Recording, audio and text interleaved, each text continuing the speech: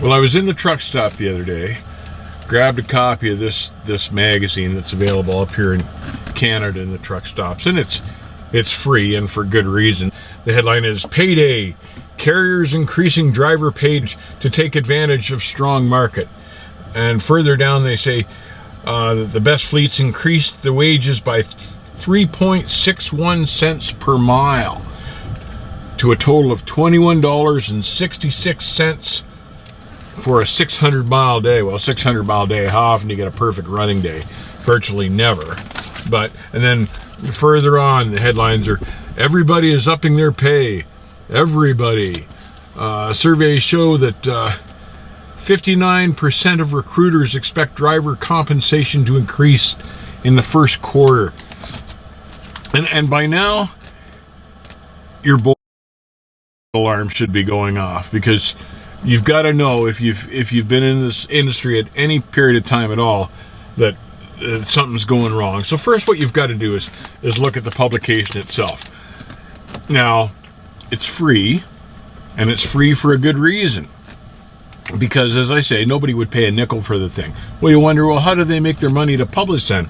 Well, they make their money from the advertising money that big carriers pay them to advertise for recruiting. So this is a recruiting paper, basically, with a couple of articles in the front of it to make it look like a paper rather than a recruiting tool. But really, it's a recruiting tool.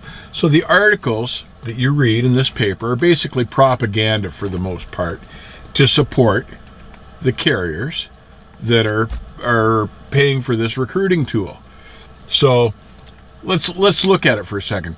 3.6 cents a mile on a 600-mile day, which virtually never happens, between customs time, stuck in traffic, stuck at the loading dock, fueling up, taking the half-hour break in the States, all that stuff. You hardly ever get a 600-mile day unless you're in Nebraska or Wyoming. So even if you did, you're talking about a $21.66 increase for the day on a perfect day. Well, that's before taxes. After taxes, depending on where you live, you'll put somewhere between $15 to $18 in your pocket, which isn't even enough to cover your breakfast. It's a brainwashing trick to make drivers think that this is a big deal, that they're getting a big pay increase, and it's just not the case. 3.6 cents per mile increase adds up to sweet tweet, basically, at the end of the month, by the time you take your taxes out of it. Now, Landline magazine quoted a realistic figure the other day, and their take was the average driver pay was, and they had crunched the numbers, in 1980, when deregulation became a fact of life, the average driver's pay was $37,000. With the cost of living increase built in, the average driver's pay today should be $110,000, was the way their math worked out. And I believe that's accurate math. I ran a few numbers myself, and that's pretty much the figure that I came up with too, when you build in the cost of living increase, because it goes up roughly 3 to 4% every year. So let's say you haven't had a raise for 7 years. 4 times 7, it should have gone up 28% since 7 years ago. Has it done that? No. It's mind spin, brainwashing. Politicians became experts at putting a spin on things and making it look different or better than it somehow truly was. And now that's come to the trucking industry too. So now these carriers that have failed to pay their drivers enough all these years and now have run out of drivers, and there's a driver shortage, are trying to put a spin on the press. They want to give them as little money as absolutely possible because it cuts into their profits.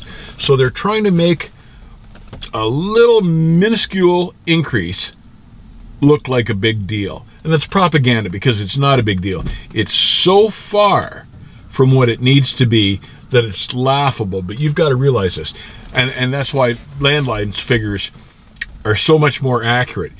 we as drivers, not talking owner-operators here, as drivers, these days with the cost of living from 1980 to now, we should be at over $100,000 take-home pay. And as you know, we're nowhere near that.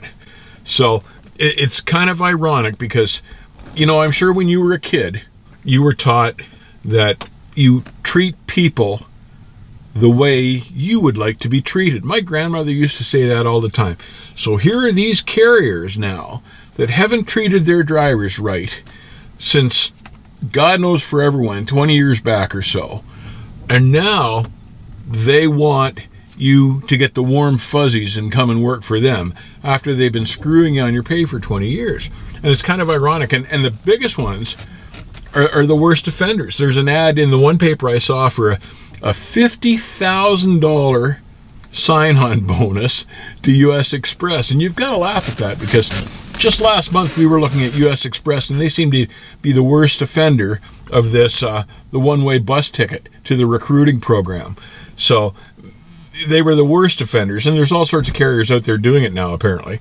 But they would bus you in, and if they decided not to hire you, they just left you on the street. They wouldn't even bus you back to your home.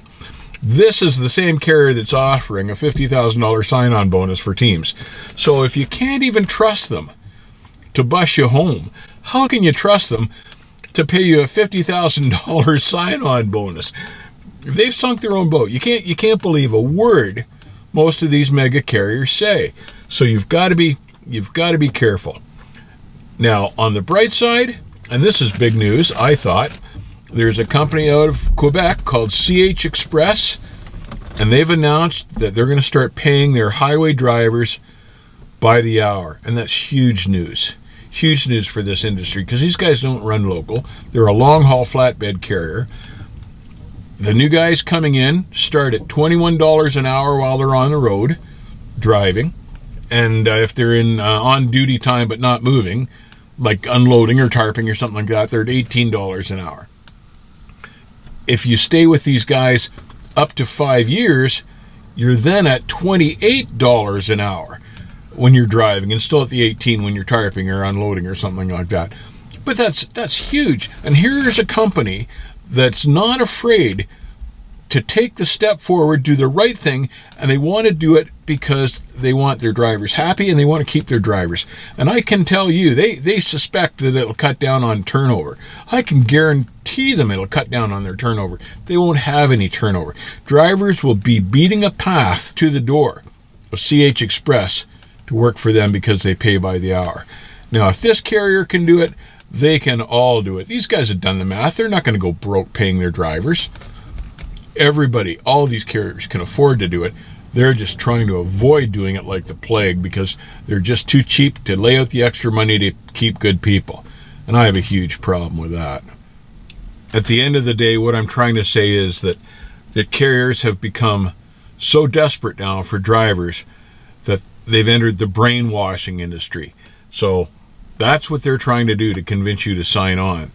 And they still haven't mastered the trick of keeping you there after you've signed on, and that's why the turnover's 90% or better. So be aware. Don't believe the stuff that you read in these recruiting papers because it's just sugarcoating, but it's anything but the truth. So be aware. Keep your eyes open. If you're at a good carrier now, don't jump ship. So be aware. Drive safe, and I'll see you on the back haul.